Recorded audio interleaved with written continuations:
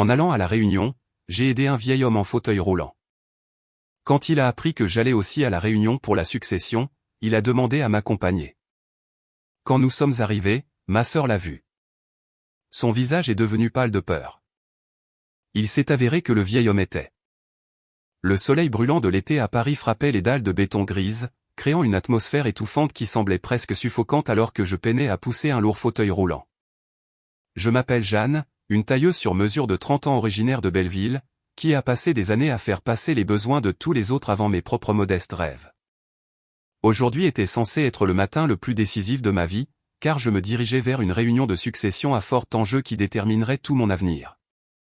Cependant, quand j'ai vu un homme âgé nommé Étienne, bloqué dans son fauteuil roulant au milieu de la boue chaotique et des tranchées ouvertes dangereuses d'un immense chantier de construction, je n'ai tout simplement pas pu détourner le regard.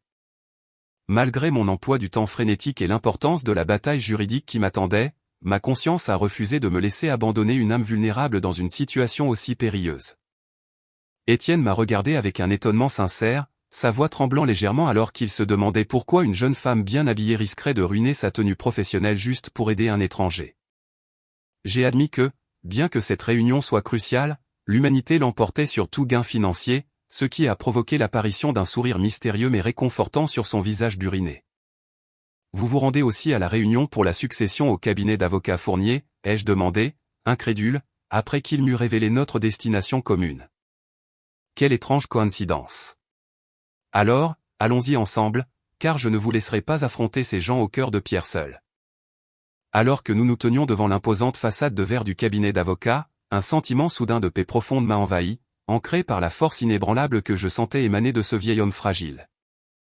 Avant de plonger dans la façon dont cette rencontre fortuite a bouleversé le monde de ma sœur, s'il vous plaît, soutenez notre chaîne en aimant cette vidéo et en vous abonnant dès maintenant. Je veux aussi avoir de vos nouvelles. Alors, laissez votre nom et votre ville dans les commentaires en tapant le mot « présent », car j'adore savoir d'où mon public mondial m'écoute. Aujourd'hui, 2 jours seulement après que la dernière poignée de terre a été versée sur la tombe de papa, l'atmosphère paisible de notre vieille maison familiale a été déchirée par une cupidité flagrante. Ma sœur, Marthe, n'a pas versé une seule larme pendant tout le processus, mais a plutôt passé chaque heure d'éveil à fouiller obsessionnellement les placards pour trouver la liste maîtresse des biens les plus précieux de notre famille. Alors que j'essayais encore de surmonter l'immense chagrin de la perte de mon dernier parent vivant, Marthe calculait déjà la valeur marchande des bijoux anciens et de l'appartement de l'avenue Foch. Elle m'a approché dans la cuisine, claquant une épaisse pile de fausses factures sur le comptoir en marbre avec un regard froid et calculateur dans les yeux. « Jeanne, tu dois signer ces documents immédiatement, car les frais funéraires et les dettes médicales impayées de nos parents ont complètement épuisé les liquidités de la succession », a déclaré Marthe d'une voix qui ne portait ni chaleur ni sympathie. J'ai regardé les papiers, incrédule, en réalisant qu'elle essayait de me piéger pour que je renonce à ma propriété légale de la seule maison que j'ai jamais connue. Une violente dispute a éclaté lorsque Marthe a commencé à m'insulter pour avoir gâché 6 ans de ma vie en tant que tailleuse en difficulté au lieu de gagner un vrai salaire comme elle le faisait dans son fonds spéculatif. Elle arpentait le salon en affirmant que mon travail manuel ne valait rien comparé à la contribution financière qu'elle avait prétendument apportée au foyer au fil des ans. J'ai tenu bon et je lui ai rappelé que c'était moi qui changeais directement les bandages de maman et qui était resté éveillé d'innombrables nuits à prendre soin d'elle pendant les derniers mois angoissants de sa maladie. Pendant que je sacrifiais ma jeunesse et ma carrière pour apporter du réconfort à nos parents, Marthe avait à peine réussi à envoyer un seul message texte ou à passer un appel téléphonique de 5 minutes pour prendre de leurs nouvelles. Tu n'étais qu'une domestique glorifiée qui vivait ici gratuitement pendant que j'étais dans le monde réel à bâtir un héritage pour cette famille, m'a-t-elle craché au visage avec un venin qui m'a glacé le sang. La situation a rapidement dégénéré lorsque Marthe a attrapé ma machine à coudre vintage et a commencé à fourrer mes quelques affaires dans des valises en lambeaux avec une énergie frénétique et haineuse. Elle a traîné mes affaires vers la porte en hurlant que je n'avais plus aucun droit d'occuper un seul centimètre carré de cette propriété coûteuse maintenant que nos parents étaient partis. Dans une démonstration de cruauté absolue, Marthe a jeté mes bagages dans le couloir faiblement éclairé de l'immeuble, juste au moment où une forte pluie d'été commençait à s'abattre contre les fenêtres. Considère-toi officiellement expulsée de cette famille, Jeanne, car je ne permettrai pas à une couturière sans le sou de ruiner le prestige de ma nouvelle résidence, a-t-elle crié avant de claquer la lourde porte en chêne à ma figure. Je suis resté seul dans le couloir pendant que le son du pêne se verrouillant résonnait comme un coup de feu dans le corridor silencieux. Tremblante d'un mélange de rage et de chagrin, j'ai lutté pour déplacer mes valises trempées vers l'ascenseur tout en essayant de savoir où j'allais passer la nuit. Juste au moment où j'atteignais le hall, mon téléphone a vibré avec un appel d'un numéro inconnu qui s'est avéré être celui de l'avocat agressif de Marthe, Fournier. Sa voix était professionnelle, mais totalement dénuée de toute émotion humaine, alors qu'il m'informait que la réunion de succession prévue pour le lendemain matin serait la dernière étape pour rendre mon statut de sans-abri permanent et juridiquement contraignant. Fournier m'a averti que toute tentative de contester les dettes frauduleuses entraînerait un procès en diffamation qui garantirait que je ne travaillerais plus jamais dans cette ville. J'ai alors réalisé que ma propre sœur avait planifié cette embuscade depuis des mois, attendant le moment exact où nos parents décéderaient pour porter son coup final. Le poids de sa trahison semblait plus lourd que les valises que je traînais sous la pluie vers la station de métro la plus proche. Je savais que la réunion de demain n'était plus seulement une question d'argent, mais de survie face à la destruction totale de ma dignité par ma propre chair et mon propre sang. À exactement 7 heures du matin, le son strident de mon réveil a retenti dans l'espace exigu de ma petite boutique de couture à Belleville, où j'avais été forcé de dormir sur un lit de fortune fait de chutes de tissu. Mon dos me faisait mal à cause de la surface inégale du sol, mais la douleur physique n'était rien comparée aux lourdes d'anxiété qui se serraient dans ma poitrine alors que je me préparais pour la réunion. J'ai passé la première heure à repasser soigneusement ma seule robe formelle bleu marine avec un lourd fer à vapeur, espérant désespérément que ce petit acte de soin préserverait ma dernière parcelle de dignité avant d'affronter la riche et arrogante Marthe. Alors que la vapeur s'élevait du tissu, j'ai réalisé que paraître professionnel était ma seule défense contre les insultes inévitables que ma sœur lancerait sur mon faible statut économique.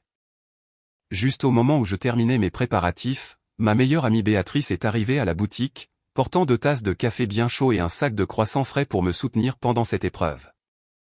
Jeanne, tu as passé toute ta vie à être le pilier de cette famille, alors s'il te plaît, ne laisse pas cette femme t'intimider et t'obliger à renoncer à ce que tu mérites de droit, a dit Béatrice en me tendant le café avec une pression de soutien de sa main.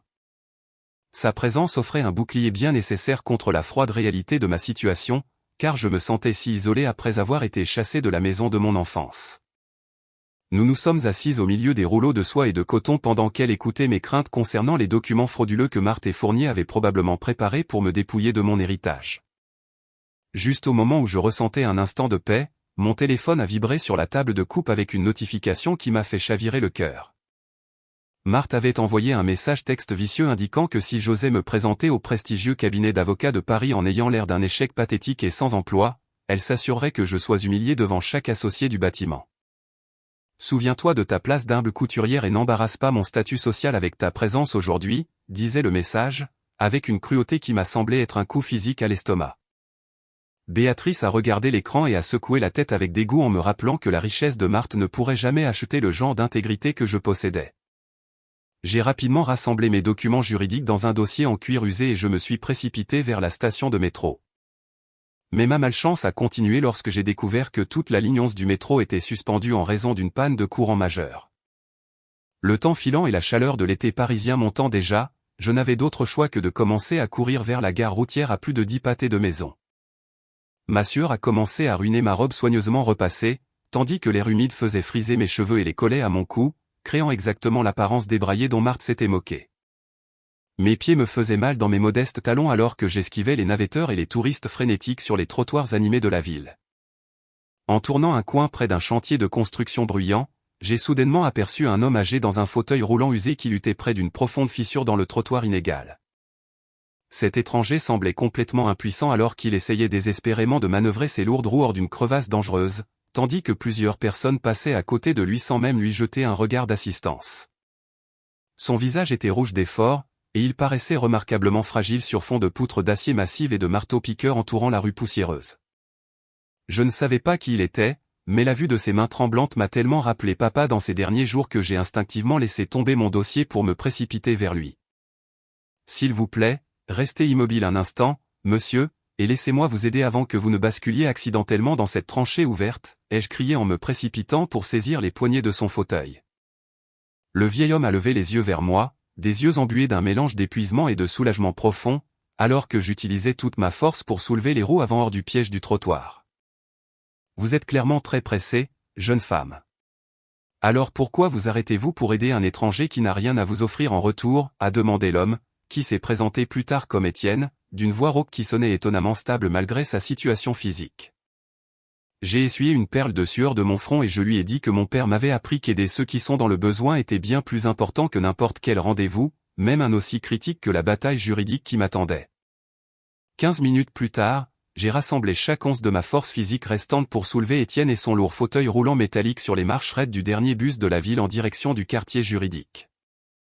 L'intérieur du véhicule était étouffant et bondé de navetteurs du matin qui semblaient totalement indifférents à la lutte d'un homme âgé essayant de trouver un endroit stable pour se reposer. J'ai navigué à travers la mer de visages frustrés pour assurer la zone de siège la plus accessible pour Étienne, pendant que je me tenais fermement à côté de lui, agrippant la main courante supérieure avec des épaules qui me lançaient de pur épuisement.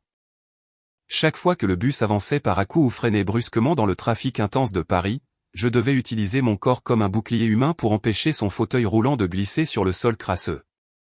Étienne a levé les yeux vers moi avec une douce expression de gratitude dans ses yeux fatigués en réalisant que je donnais la priorité à sa sécurité plutôt qu'à mon propre confort. L'air était épais de l'odeur de vêtements humides de pluie et de vieux gaz d'échappement, mais la digne quiétude émanant de mon nouveau compagnon rendait l'environnement désagréable étonnamment supportable. Il a commencé à parler d'une voix basse et résonnante qui parvenait en quelque sorte à percer le grondement bruyant du moteur diesel et le bavardage des autres passagers. Étienne a commencé à partager des histoires détaillées sur les nombreuses années qu'il avait passées au service d'une famille éminente qui ressemblait remarquablement à ma propre histoire avec mes parents et la maison que je venais de perdre. Il parlait avec une connaissance si intime des différents tempéraments des enfants au sein des foyers riches, décrivant comment certains naissaient avec des cœurs d'or, tandis que d'autres laissaient la cupidité pourrir leur âme de l'intérieur. Je n'ai pas du tout reconnu sa véritable identité, mais j'ai ressenti un profond sentiment de connexion émotionnelle alors qu'il mentionnait de beaux et chaleureux souvenirs d'un homme qui me rappelait exactement mon père dans la force de l'âge. Votre père semble avoir été un homme d'un caractère exceptionnel qui croyait que la valeur d'une personne se mesurait à sa gentillesse plutôt qu'au solde de son compte en banque, a remarqué Étienne en observant ma réaction larmoyante à ces descriptions nostalgiques. J'ai trouvé incroyablement étrange que cet inconnu puisse articuler les valeurs exactes que mes parents m'avaient inculquées avant que Marthe ne décide d'effacer leur héritage avec sa cruauté d'entreprise. Ces mots ont agi comme un baume apaisant pour mon esprit blessé, car ils m'ont rappelé que je n'étais pas seul à chérir la vie humble que j'avais bâtie en tant que tailleuse. Étienne a remarqué le nuage persistant d'anxiété dans mes yeux et a tendu la main pour tapoter la mienne avec un contact ferme et rassurant qui ressemblait à la protection d'un gardien. Ne laissez pas l'obscurité des autres éteindre votre lumière, Jeanne, car les gens au cœur bienveillant méritent et reçoivent toujours la protection de forces invisibles dans leurs heures les plus sombres, a-t-il déclaré avec une conviction qui m'a fait me demander s'il en savait plus sur ma situation qu'il ne le laissait paraître. J'ai pris une profonde inspiration et j'ai finalement avoué à Étienne que j'étais absolument terrifié par l'intellect aigu et prédateur de Marthe et de son avocat rusé, Fournier. J'ai expliqué que je n'avais pas les ressources financières pour engager une équipe de défense professionnelle afin de contester la montagne de documents frauduleux qu'ils avaient sans aucun doute préparés pour me rendre sans abri. Fournier est connu pour être un requin qui prospère grâce à l'intimidation, et Marthe a toujours été la fille préférée qui obtient exactement ce qu'elle veut par la seule force de sa volonté, ai-je murmuré en serrant mon dossier en cuir usé contre ma poitrine. Étienne a écouté avec une concentration terriblement calme, sa prise sur sa canne se resserrant légèrement alors que je décrivais la manière systématique dont ma sœur avait démantelé nos liens familiaux pour un bien immobilier. La justice est une chose vivante qui se cache souvent dans les endroits les plus inattendus, alors vous devez garder la tête haute lorsque vous entrerez dans ce bureau aujourd'hui, a répondu Étienne en me regardant droit dans les yeux avec un regard aussi acéré que le marteau d'un juge.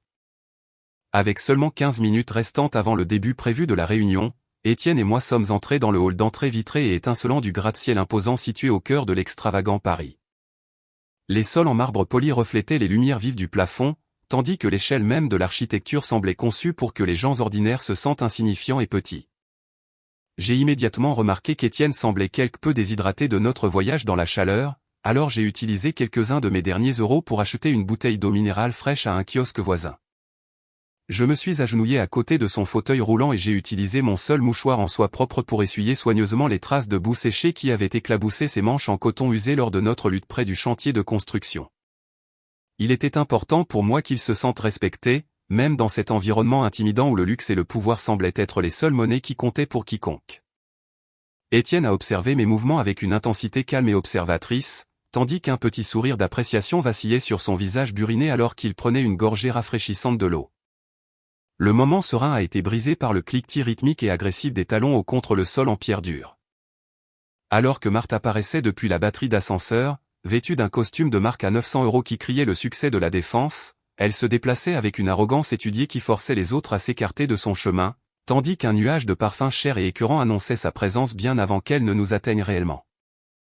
Lorsque les yeux de Marthe se sont finalement posés sur moi, debout à côté d'un homme dans un fauteuil roulant cabossé, elle a laissé échapper un rire dur et moqueur qui a résonné inconfortablement dans tout le holo au plafond.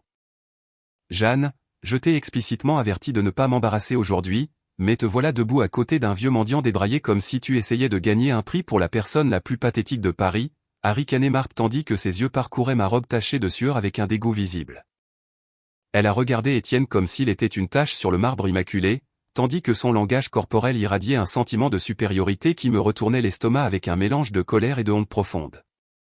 Juste à côté de Marthe se tenait Fournier, qui n'arrêtait pas de vérifier sa montre en or avec une expression d'impatience et d'agacement profond d'être forcé de partager un espace public avec des gens qu'il considérait clairement comme inférieurs.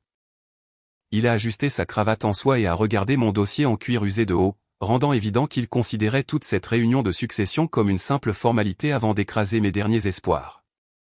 Marthe s'est approchée encore plus de nous, son visage se tordant en un masque de cruauté alors qu'elle tendait la main et arrachait la bouteille d'eau minérale directement de mes mains tremblantes. Tu as clairement assez d'argent à gaspiller en charité pour des étrangers, alors que tu ne peux même pas te payer une paire de chaussures décentes pour une réunion juridique de cette ampleur, a remarqué Marthe avant de verser délibérément le reste de l'eau sur le sol de sorte qu'elle éclabousse toutes mes vieilles escarpins en cuir. Je suis resté figé de choc devant sa mesquine démonstration de méchanceté tandis que le liquide froid imbibait mes chaussettes, me faisant me sentir encore plus humilié devant les professionnels affairés qui passaient à côté de nous.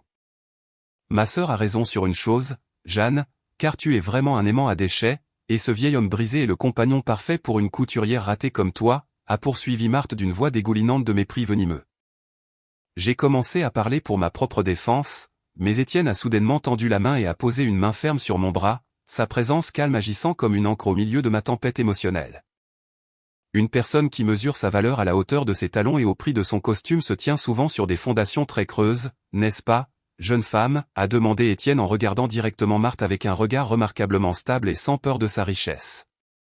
Marthe avait l'air d'avoir été giflée par un roturier, son visage virant au cramoisi en réalisant que ce mendiant avait en fait l'audace de lui répondre en public. Vous devriez vous taire et être reconnaissant que je n'ai pas appelé la sécurité pour vous traîner hors de ce bâtiment pour trouble à l'ordre public, a sifflé Marthe pendant que Fournier s'avançait pour renforcer son intimidation avec sa présence physique imposante. Étienne a simplement incliné légèrement la tête et a maintenu son attitude terriblement calme tandis que la tension entre nous devenait assez épaisse pour étouffer tout le monde dans le hall. À 9 heures du matin, alors que l'horloge voisine sonnait avec une profonde résonance qui se répercutait dans les canyons de Paris, la tension dans le hall a atteint un point de rupture car Marthe avait complètement perdu patience. Elle arpentait frénétiquement le sol en marbre tandis que ses yeux se dardaient vers le bureau de la sécurité avec une intensité prédatrice qui signalait qu'elle était prête à déclencher une confrontation à grande échelle. Je ne tolérerai pas que ce bâtiment prestigieux soit souillé par la présence d'un vagabond malpropre qui a sa place dans un refuge plutôt que dans un bureau d'entreprise, a crié Marthe en faisant signe aux gardes de sécurité en uniforme de s'approcher de notre coin. Deux hommes costauds en costume sombre se sont rapidement dirigés vers nous, tandis que Marthe pointait un doigt accusateur sur Étienne, affirmant qu'il était un escroc professionnel qui la harcelait pour de l'argent depuis son arrivée. Je me suis immédiatement avancé et j'ai placé mon corps comme un bouclier physique entre les gardes et le vieil homme, sentant mon cœur marteler contre mes côtes avec un mélange de terreur et de protection féroce. Cet homme est un invité qui voyage avec moi, et vous n'avez absolument aucun droit légal d'insulter la dignité d'un citoyen âgé qui n'a fait que s'asseoir ici tranquillement, ai-je déclaré d'une voix qui tremblait mais restait assez forte pour que tout le monde dans le hall l'entende. Les gardes de sécurité ont hésité un instant en voyant la conviction inébranlable dans mes yeux, mais Marthe s'est avancée et a commencé à les réprimander pour leur prétendue incompétence à gérer un simple intrus. Savez-vous qui je suis et combien d'affaires mon cabinet apporte à cet établissement chaque année, a aboyé Marthe au chef de la sécurité tandis que son visage se déformait en un masque d'arrogance pure et sans phare.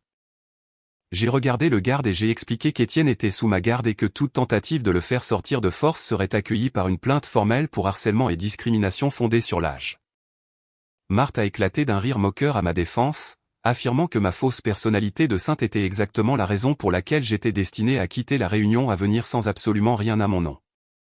Ton obsession pathétique à aider les sans défense est une faiblesse qui garantira que tu finiras comme ce vieil homme, dormant sur un banc de parc pendant que je profite des fruits du dur labeur de nos parents, a ricané Marthe avec un niveau de cruauté qui a fait tourner la tête à plusieurs passants, choqués. Pendant que Marthe était occupée à orchestrer une expulsion, Fournier s'est approché de moi et a utilisé sa épaisse pile de dossiers juridiques pour taper rythmiquement contre mon épaule dans un geste condescendant et intimidant.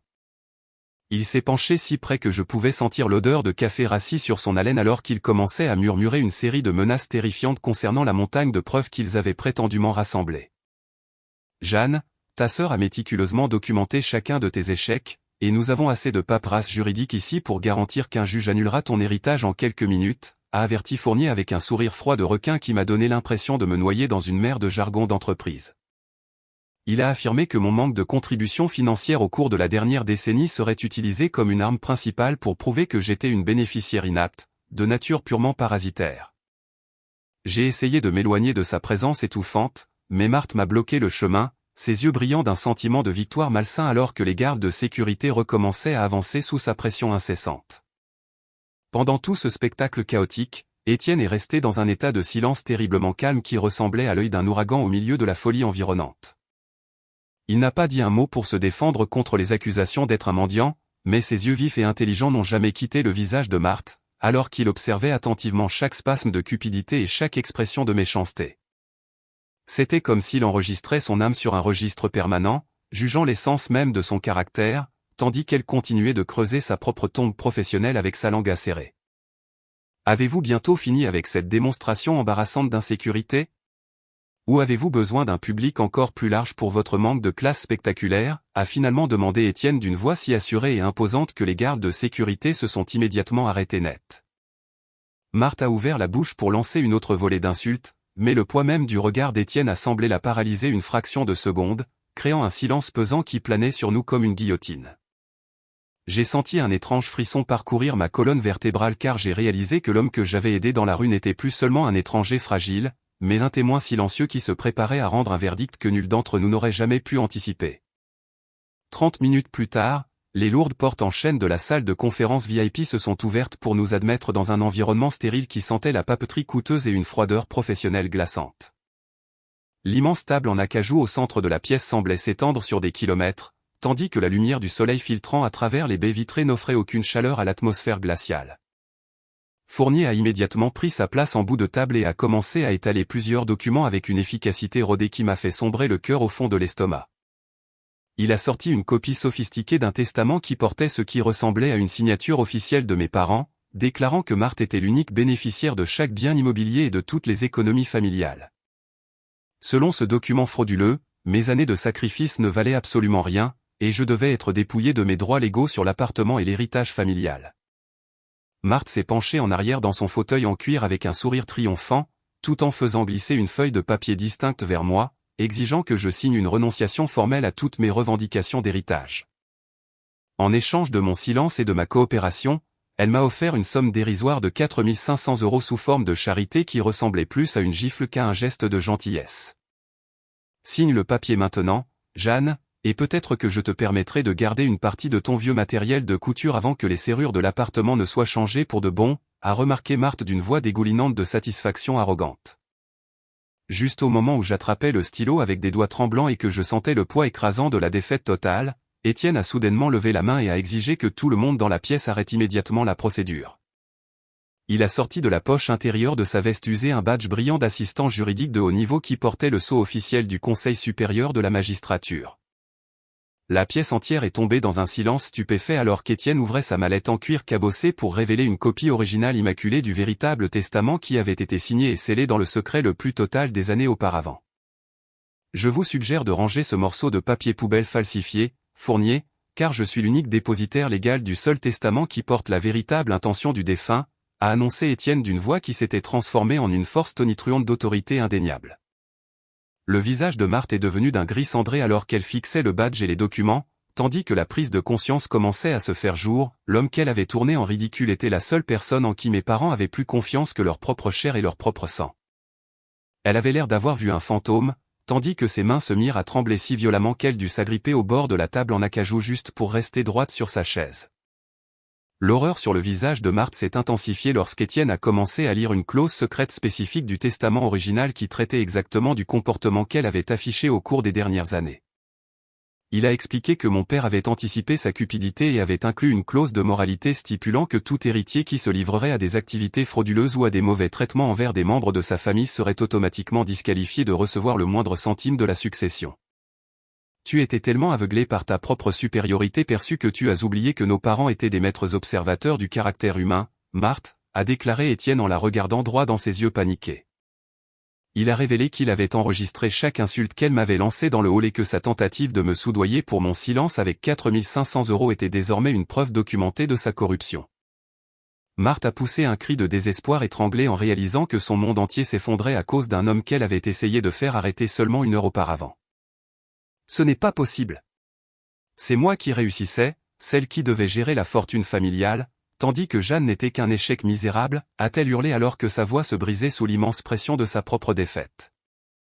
Fournier a tenté d'intervenir avec une faible objection juridique, mais Étienne l'a réduit au silence d'un seul regard glacial qui a rappelé à tous dans la pièce ses décennies d'expérience dans les plus hautes sphères du droit. L'avocat véreux a commencé à transpirer à travers sa chemise en soie coûteuse en réalisant que sa licence professionnelle était maintenant en péril pour avoir participé au stratagème élaboré de Marthe pour voler sa propre sœur. Étienne a continué à lire les dernières instructions de mon père, qui me nommait exécutrice principale et propriétaire légitime de l'appartement de l'avenue Foch et de l'intégralité des fonds d'investissement de la famille. J'ai regardé le vieil homme qui avait semblé si fragile dans la rue et j'ai réalisé qu'il était un géant qui avait passé toute sa vie à protéger l'intégrité des personnes qu'il servait. Marthe a continué à bredouiller des excuses incohérentes tandis que son avocat commençait à faire ses valises dans une tentative effrénée de se distancier du désastre qu'il avait contribué à créer. L'air dans la pièce a finalement recommencé à être respirable alors que la vérité s'installait dans chaque coin du bureau, marquant la fin définitive du règne de terreur de Marthe sur ma vie. J'ai alors réalisé que le dernier cadeau de mon père n'était pas seulement l'argent ou la propriété, mais la présence d'un homme qui pouvait garantir que la justice soit rendue avec un niveau de précision que nulle somme d'argent ne pourrait jamais acheter. À 10 heures du matin, la réunion s'est terminée dans un silence obsédant alors que les sales manigances de Marthe étaient enfin exposées à la lumière impitoyable du jour. Sur la base du testament original authentique et des preuves audio irréfutables des abus verbaux de Marthe dans le hall, le transfert légal de la maison familiale et de tous les actifs restants à mon nom a été finalisé immédiatement. Marthe s'est effondrée sur le sol poli, son costume de marque se froissant alors qu'elle sanglotait de manière incontrôlable, implorant un pardon qu'elle n'avait jamais accordé à personne d'autre. Elle a promis de changer et a proposé de m'aider à gérer la succession, mais je l'ai seulement regardée avec un sentiment de profonde déception qui l'emportait sur toute colère persistante.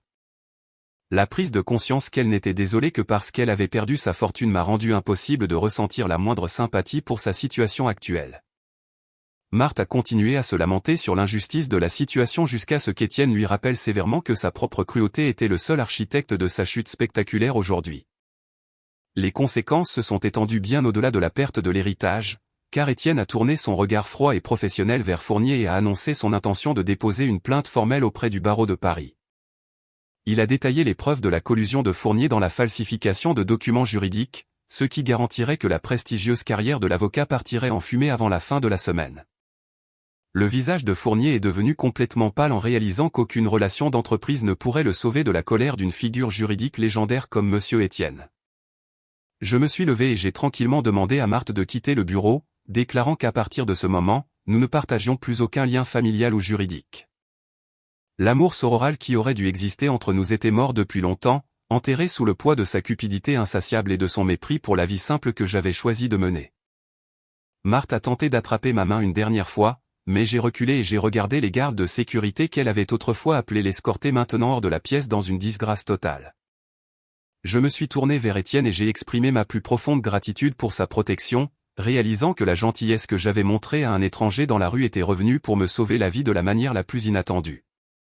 Nous sommes sortis ensemble de l'imposant bâtiment de verre, et j'ai remarqué que le ciel de Paris semblait remarquablement clair et bleu aujourd'hui, comme si l'atmosphère elle-même avait été purifiée par le triomphe de la justice. Je savais que mon avenir serait consacré à honorer l'héritage de maman et papa en utilisant mes nouvelles ressources pour aider ceux qui avaient été négligés par la société. En regardant Étienne disparaître dans sa berline noire élégante, j'ai ressenti un sentiment de paix que je n'avais pas connu depuis avant que mes parents ne tombent malades. Le poids du passé avait enfin disparu, remplacé par la confiance tranquille d'une femme qui avait reconquis sa maison et sa dignité par la seule